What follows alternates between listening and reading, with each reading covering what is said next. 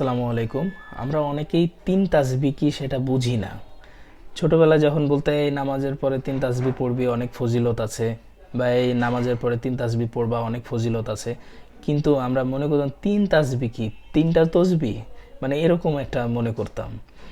আসলে আমি দেখাই, এই যে যেমন তসবিটা দেখছেন, তো এই আমরা মনে করতাম যে এরকমই বোধ হয় তিনটা তাসবি, কিন্তু এরকম তিনটা তাসবি না।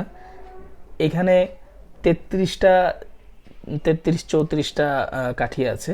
তো এরকম এই যে একটা, দুইটা, তিনটা, চারটা, এইভাবে সুবহানাল্লাহ সুবহানাল্লাহ সুবহানাল্লাহ, এইভাবে 33 বার একবার।